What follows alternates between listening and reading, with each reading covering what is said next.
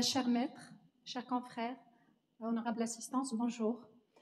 Donc aujourd'hui, je vais vous présenter les accidents mortels dus au sulfure d'hydrogène.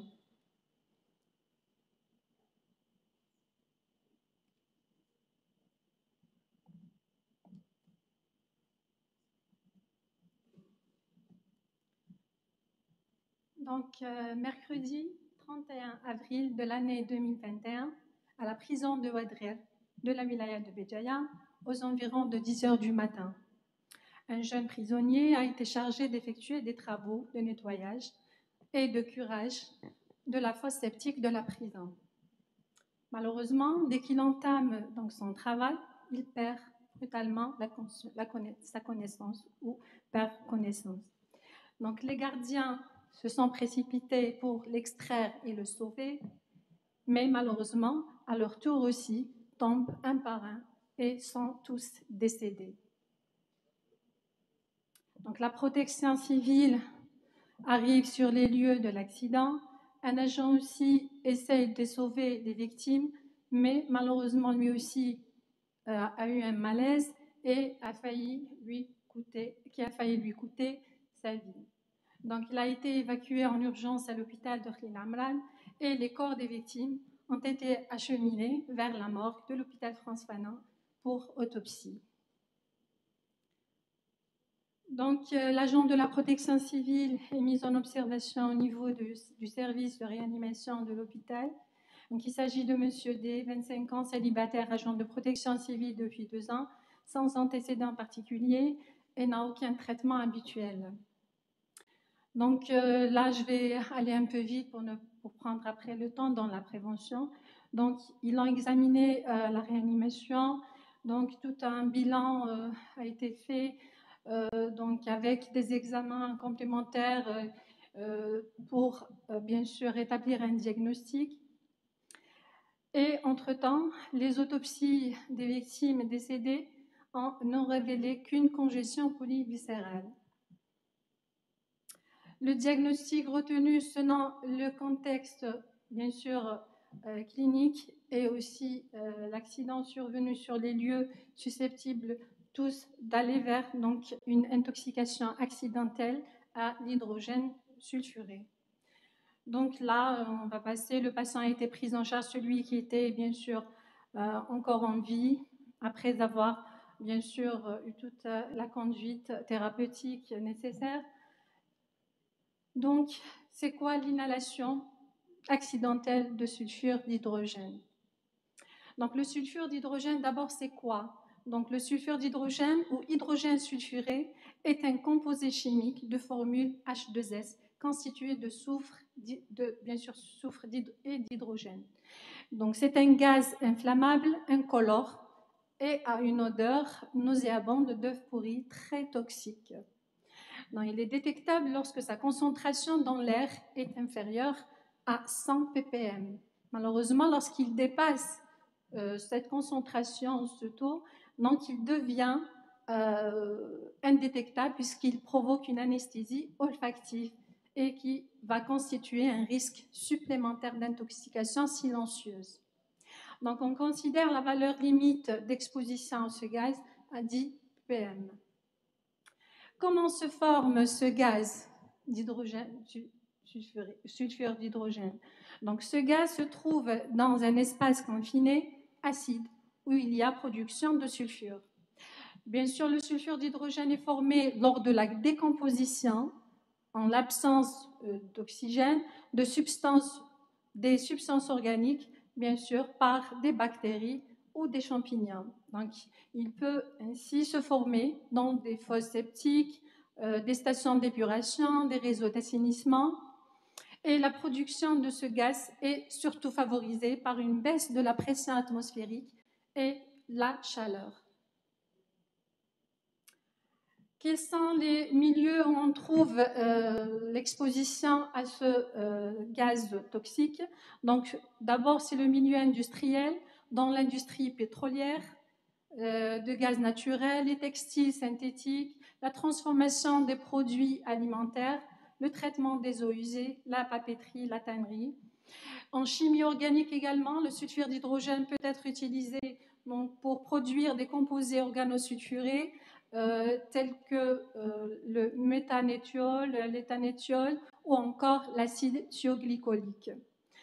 Il y a aussi les sources naturelles de putréfaction de matières organiques qu'on a déjà citées, donc les conduites des eaux usées, les étables, et aussi en cas d'émanation volcanique. Quel est le métabolisme de ce gaz toxique? Donc, le sulfure d'hydrogène est absorbé par voie pulmonaire surtout et très peu par voie cutanée. Donc, c'est l'absorption par inhalation.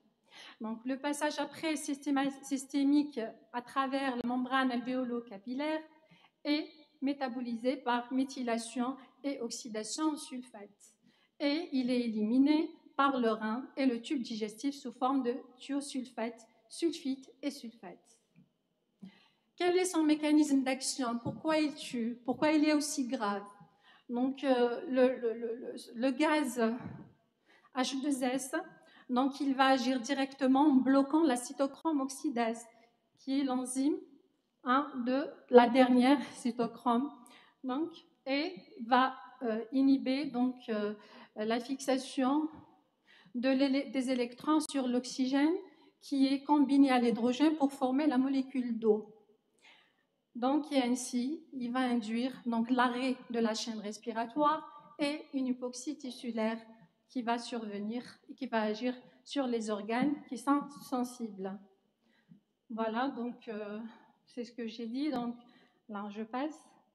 Le diagnostic donc et surtout en milieu d'intoxication se fait par dosage atmosphérique de l'H2S ou le sulfure d'hydrogène sur les lieux bien sûr d'exposition.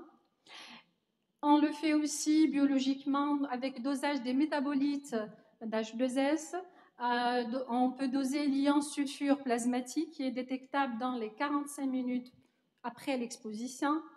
L'ion thiosulfate plasmatique qui est diagnostic à posteriori et le thiosulfate urinaire des 24 heures qui peut persister plusieurs heures après le début de l'exposition. Quelle est donc la toxicité de ce gaz? Donc, on peut avoir donc 4 formes cliniques selon la durée d'exposition et selon aussi la concentration atmosphérique de l'H2S. La forme la plus grave, donc elle a causé les 8 décès de Wadré, c'était bien la forme suraiguë. Donc là, on a la concentration de l'H2S supérieure à 700 ppm. Donc elle va induire directement une perte de connaissance immédiate, c'est ce qu'on appelle le coup de plan, coma, des convulsions, et un arrêt cardiaque peut survenir dans les 5 à 10 minutes après l'exposition, accompagné de syndrome de détresse respiratoire aiguë. Après, donc, on peut avoir une forme aiguë lorsque cette concentration est comprise entre 300 et 700 ppm, avec des signes respiratoires, irritation des muqueuses respiratoires, bien sûr, la toux, l'hémoptysie, et jusqu'à avoir un syndrome de détresse respiratoire et une paralysie des cendres respiratoires. Des signes cardiaques également avec tachycardie sinusale, instabilité hémodynamique, ischémie myocardique, des signes neurologiques, nystagmus, perte de l'équilibre. Les formes subaiguës, lorsque cette concentration est à 100 jusqu'à 300 ppm, on peut avoir des signes d'ordre ORL, ophtalmologique, digestif, neurologique, neuropsychique et rénal, avec hématurie, protéinurie et leucocyturie et un érythème cutané. La forme chronique, donc lorsque cette concentration est de 50 à 100 ppm, donc c'est une forme qui peut engendrer des nausées, vomissements, des sensations de malaise, des vertiges et bien sûr au long cours un problème respiratoire avec diminution de la capacité vitale et du VMS.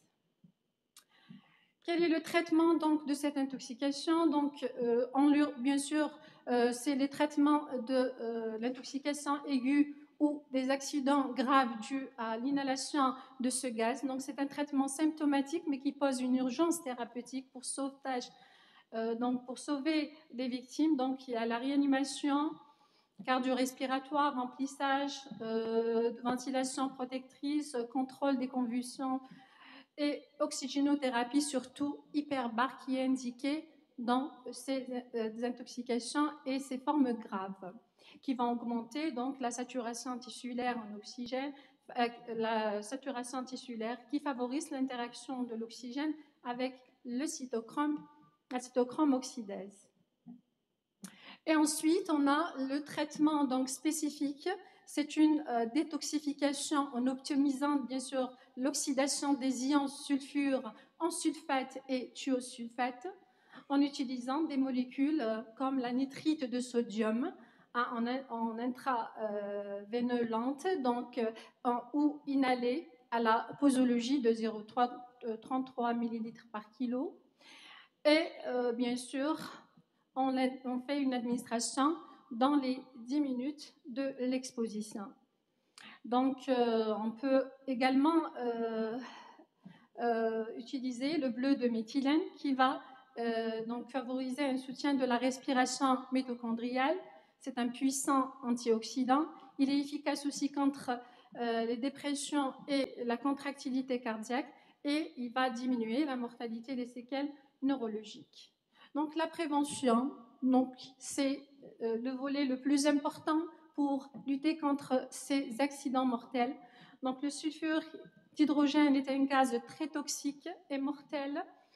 Des mesures de prévention et de protection particulièrement strictes s'imposent lors de son utilisation et de toute opération au cours de laquelle il peut apparaître. Donc, on va se rappeler un petit peu de l'accident de la prison de Ouadreit. Donc, qu'est-ce qui s'est passé pendant cet accident? Donc, 8 décès malheureusement, avec un détenu et 7 gardiens. Donc, une telle tragédie ne serait survenue si les mesures de sécurité ont été respectées.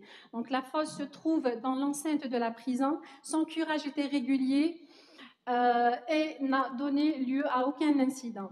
Donc, selon les enquêtes qui ont été menées sur les circonstances de l'accident, donc un blocage de l'écoulement des eaux usées serait dû au dernier séisme et ce qui a favorisé une augmentation de la concentration en ce gaz toxique.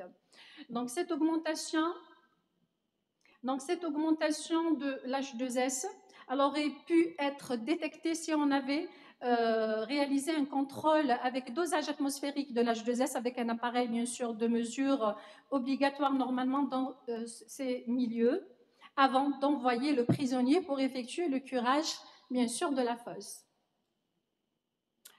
Le deuxième problème, c'est que le prisonnier n'a été doté d'aucun moyen de protection, alors qu'on pourrait peut-être éviter ce drame si on a équipé ce prisonnier d'un masque de protection respiratoire avec parfois apport d'oxygène si dans telle situation imprévisible.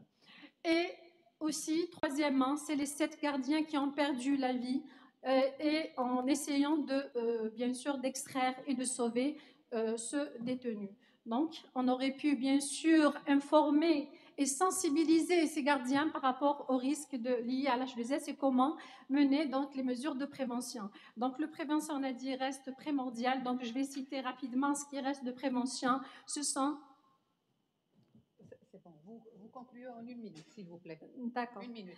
Très bien. Donc là, ce sont déjà, j'ai déjà cité ces préventions ou c'est par rapport à l'accident. Donc, c'est surtout d'installer un système de surveillance continue de qualité d'air dans ces milieux où il y a le gaz qui est susceptible d'être, enfin, les gens qui sont exposés, et aussi mettre en place un système d'aspiration de gaz à la source d'émission, ventilation des locaux et aussi traitement des eaux usées. Et aussi, on a donc afficher des panneaux et des fiches de signalisation du danger, des conditions d'accès et bien sûr un entretien régulier des cuves et des fosses et aussi former surtout les salariés et les personnes travaillant temporairement sur les lieux où il y a un risque de dégagement de ce produit. Donc voilà, donc il y a la technique qui est les tenues de travail, surtout prévoir des appareils de protection respiratoire autonomes isolants pour certains travaux de courte durée. Et chaque Docteur Boussaoui, s'il personne, vous plaît, c'est s'il vous bon, plaît, je je vous arrête. Non, conclus. non, je suis obligée de vous arrêter. Vous avez largement dépassé le temps imparti. D'accord. Nous sommes Donc là le jusqu'à sulfure 20 heures. d'hydrogène est un gaz très toxique, mortel, lorsque sa concentration dépasse 300 ppm. Les accidents graves liés à ce gaz persistent à ce jour dans le monde et chez nous aussi. Donc malgré le développement des procédés, des techniques de travail et une prévention rigoureuse, reste le meilleur, bien sûr, la meilleure façon de prévenir cette intoxication.